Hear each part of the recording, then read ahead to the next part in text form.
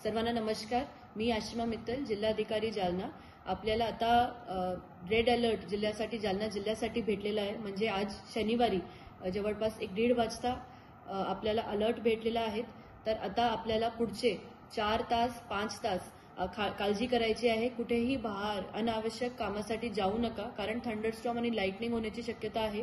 तर याच्यामध्ये जीवनहानी होण्याची शक्यता असते। तर स्वतःची काळजी करा।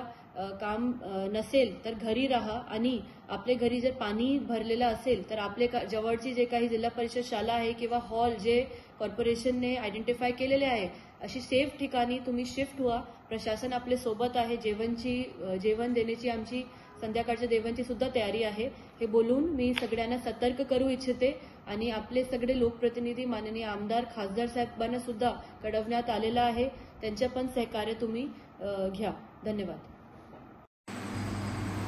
नमस्कार, मी विजय चव्हाण, तहसीलदार अंबड। आता सध्या आपल्या अंबडमध्ये मोठ्या प्रमाणात पाऊस सुरू आहे।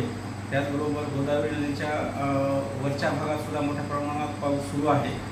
तेथील कार्यकारी अभियंता आदरणीय संत साहेबांनी या ठिकाणी मला स्वतः फोन करून सांगितलेलं आहे की आता 9 वाजेपर्यंत 50,000 क्युसेकपर्यंत गोदावरी नदीमध्ये जायकवाडी धरणातून विसर्ग सोडण्यात येणार आहे। तसेच त्यानंतर रात्रभरात कदाचित 1 लाख किंवा 1 लाखाच्या वरपर्यंत क्युसेक विसर्ग सोडण्याची शक्यता नाकारता येत नाही, असेही सांगितलेलं आहे। त्यासोबतच इतर ज्या गोदावरी पात्रात इतर नद्या, छोट्या छोट्या नद्या आहेत, त्या मिळणाऱ्या नद्या आहेत, त्या भागात सुद्धा मोठ्या प्रमाणात पाऊस आहे। पुढील पुढील काळामध्ये अतिवृष्टीसुद्धा असण्याची शक्यता आहे। याविषयी सुद्धा पुणे वेधशाळेनं या ठिकाणी आपल्याला सांगितलेलं आहे।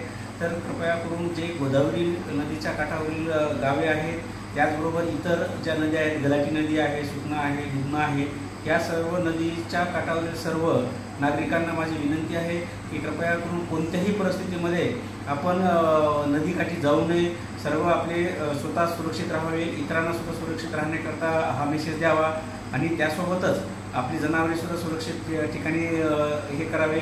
त्यासोबतच काही ठिकाणी पाण्याचा अंदाज येणार नाही, त्यामुळं सखल भागातील जे काही घरातील लोक आहेत त्या सर्वच नागरिकांना माझी आवाहन आहे की त्यांनी आताच आमच्याशी किंवा संबंधित तलाठी आहेत, ग्रामसेवक आहेत, त्यासोबत कृषी सहाय्यक आहेत, त्यासोबतच स्थानिक पोलीस विभाग आहे, यांच्याशी संपर्क करावा, जेणेकरून आपल्याला तातडीनं आपली व्यवस्था करण्यात येईल। त्यासोबतच